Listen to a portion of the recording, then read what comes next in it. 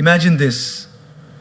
You're walking peacefully, sipping your chai, enjoying a good day, and then someone comes, says something rude, and your whole mood crashes. Just one sentence, just one look, and suddenly you're burning inside. But pause for a second.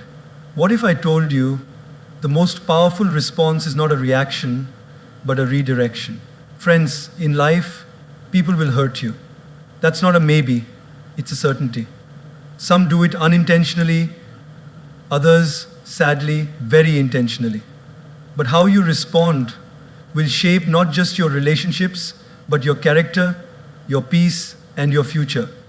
We live in a world where everyone's racing to give a comeback. Someone shouts, we shout louder. Someone disrespects us, we plan revenge. But the truth is, when someone hurts you, don't react instantly. Just do this. Pause, breathe, and respond consciously. Let me share a little story. A monk once asked his teacher, "How do I know when I've truly grown in wisdom?" The teacher smiled and said, "When someone insults you and you don't feel the need to prove them wrong." Wow, that hit me. Because isn't that what maturity really is? It's not about how sharp your tongue is. It's about how still your heart remains when chaos surrounds you. Life will give you many opportunities to react. But the wise ones, they learn to respond. So next time someone hurts you, before you react, take a pause, breathe, observe, and choose your response. You're not just preserving your peace, you're building your power. Let them throw words, you throw wisdom. Let them bring chaos, you bring calm. Let them try to shake you, you stand still like a mountain. Because when you master your reaction, you master your life. In a world where everything moves fast, messages flying in, tweets flying out, we've gotten used to instant responses. Someone criticizes us, we reply in seconds. Someone hurts our feelings, we send that angry message back. It's like life has become a tennis match. You hit, I hit back harder. But in this rush to react, we often forget to reflect. Think about this. Have you ever sent a text in anger only to regret it 5 minutes later? Or shouted at someone during a fight and felt guilty for days? That's the cost of reacting. Reaction is immediate. It's emotional, it's raw, but more often than that, it's reckless. Reflecting, on the other hand, is where wisdom lies. There's a story of a man who was walking in the forest and got bit by a snake. He screamed in pain, but instead of seeking help or treatment, he chased after the snake in anger, determined to punish it. He ran deeper and deeper into the forest, losing his way, getting more injured, more exhausted, until he collapsed. Now the question is, did the snake cause his downfall? Or was it his reaction to the snake? That's how many of us live. Someone says something to us, a rude comment, a sarcastic jab, or just a look, and we chase after the pain with our reaction. We carry it with us all day, sometimes all week. We go home and tell everyone how hurt we are. We post about it. We replay it in our mind like a movie stuck on loop. But what if instead we just paused and reflected? Imagine someone honks at you aggressively while driving. Now, one option is to scream back, speed up, and let road rage take over. But what does that lead to?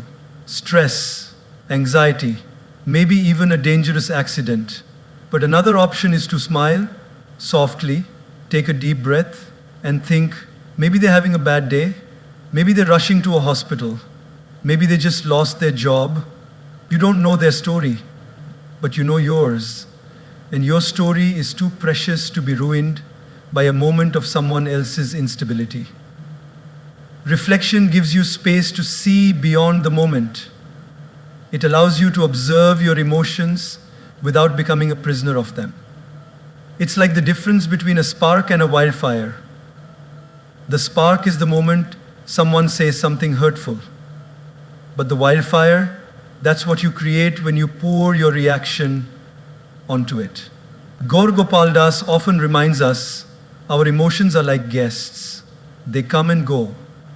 But if we react immediately, we become permanent hosts to temporary visitors.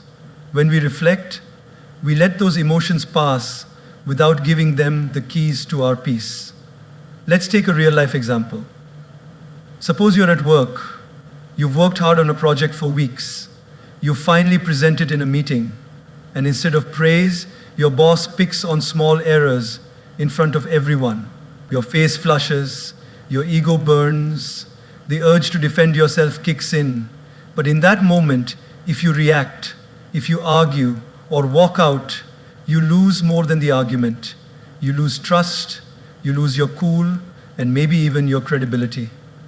But if you pause and reflect, something magical happens. You might realize your boss was under pressure, or that the feedback, though harsh, can help you improve. You might decide to have a calm conversation later, rather than create drama now. That's the power of reflection. It gives you control over the moment instead of being controlled by it.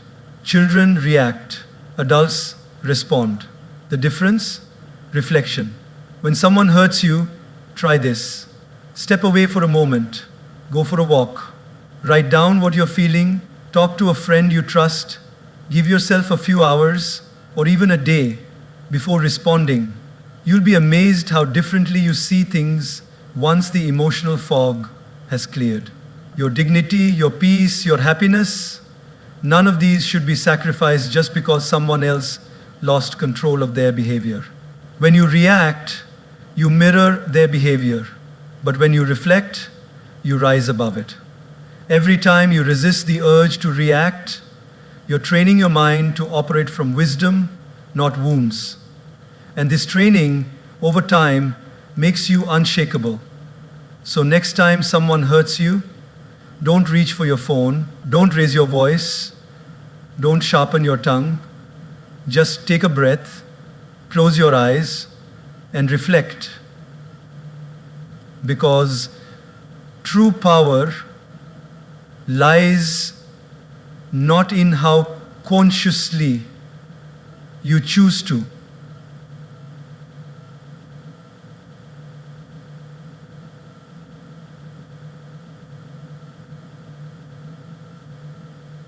don't raise your voice, don't sharpen your tongue, just take a breath, close your eyes,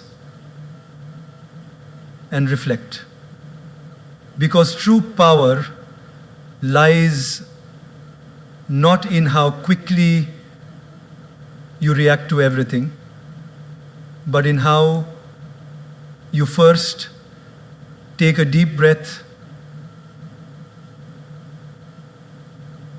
There is a simple wisdom in something we all do every second of our life: breathe. Yet, in moments of stress, anger, or hurt, we forget to do just that. We forget to breathe before we speak. And because of that, we often say things we don't mean, act in ways we later regret, and damage relationships that matter to us. Think about this for a moment. How many times in life have you said something in the heat of the moment, only to wish you could take it back a few minutes later? Maybe you were tired, maybe someone pushed your buttons, or maybe you were just having a rough day. But the words came out sharp, impulsive, and raw. And just like that, they hurt someone you care about. That's the power of words, spoken without breathing, without thinking. Breathing before speaking is not just about inhaling air. It's about creating space between the trigger and the response.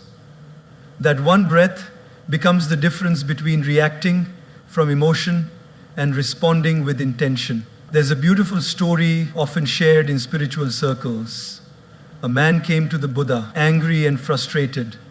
He insulted the Buddha with harsh words, trying to provoke a reaction. But the Buddha sat still, calm and silent. After some time, the man asked, "Why don't you respond?" The Buddha gently replied, "If someone offers you a gift and you do not accept it, to whom does the gift belong?"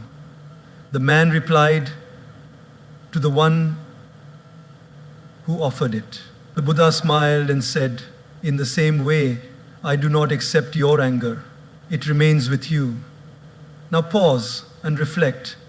How was the Buddha able to stay so calm?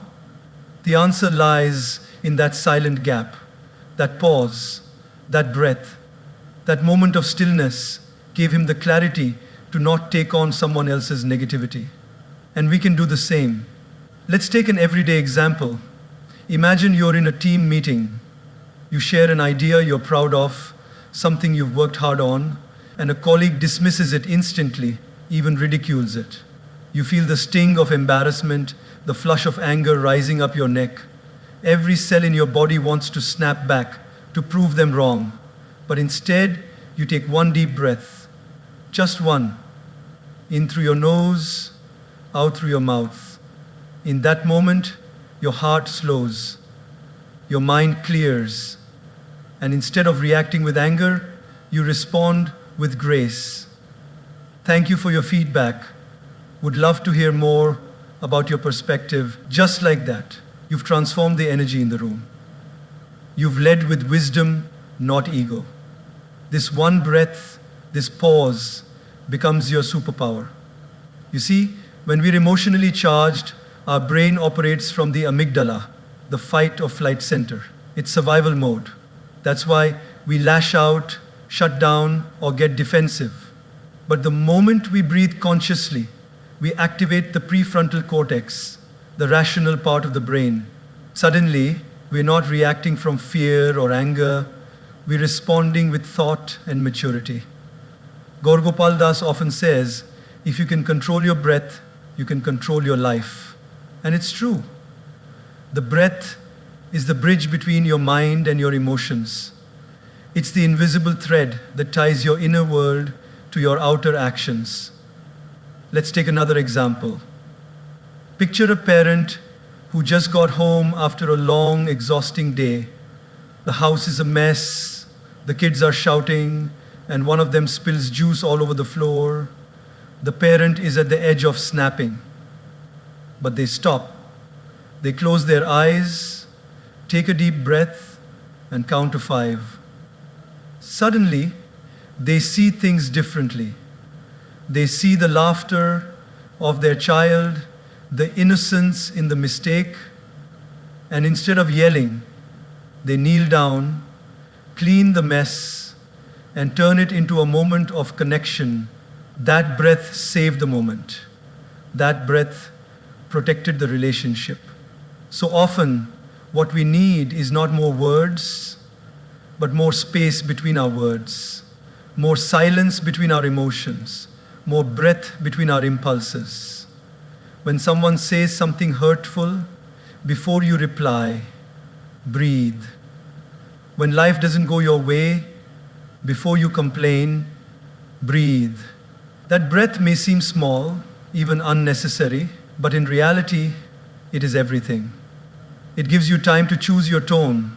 It gives you space to think. And most importantly, it gives you the power to stay in control of yourself. Words once spoken cannot be unsaid, but words delayed through breath can be transformed. And often, silence says more than speech ever could. So let breathing become your daily practice. Before that meeting, take a breath. Before that tough conversation, take a breath. Before hitting send on that angry text, pause and breathe. You'll be amazed how much peace and power you find in just a few seconds of stillness. Because those who master their breath, master their emotions, and those who master their emotions master their lives. It's one of those statements that sounds simple but holds a deep, transformative truth. Hurt people hurt people. It means that those who inflict pain are often the ones who are silently bleeding inside. When someone lashes out at you, mocks you, ignores you, betrays you, or treats you unfairly, it's natural to take it personally. It's human to feel offended. But the moment we look beyond their behavior and try to understand the pain behind their action, something changes in us. Our heart softens. Our reaction transforms into reflection, and instead of returning pain with more pain, we begin to respond with compassion. Picture this. You walk into a bakery, smile at the cashier, and cheerfully say, "Good morning," but she just glares at you and grumbles, "What do you want?" For a second, your pride kicks in. How rude! Who does she think she is? But then you pause. You wonder, maybe she's going through something. Perhaps she woke up to bad news. Maybe she's struggling financially. Maybe her child is unwell, or she had a fight with someone she loves. You don't know her story, but suddenly your story doesn't have to be affected by hers. So you smile and say, "Rough morning," and you see her eyes soften. That one moment of understanding changed the energy completely. This is what happens when we realize that people often project what they're going through. Many times we walk around wearing invisible wounds. A child who grows up unloved may become a teenager who bullies others in school. A man who has been betrayed may find it hard to trust. A woman who was constantly criticized might speak harshly, not out of strength, but fear. What seems like arrogance, rudeness, or coldness is often a mask for someone who has been hurt deeply and doesn't know how to deal with it. There's a touching story about a man who always seemed bitter. He was the kind who never smiled, never spoke kindly, and always found something to complain about. People avoided him. One day, a new neighbor moved in, a woman full of positivity and warmth. Instead of reacting to his bitterness, she began greeting him every day with kindness. She would say good morning, share small gifts like fruits or flowers, and always smiled no matter how grumpy he looked. Weeks passed. Slowly, the man started changing. One day, he finally said, "No one's ever been this kind to me without expecting anything. Thank you." Later, she discovered he had lost his wife and son in a tragic accident and had been living in silent grief ever since.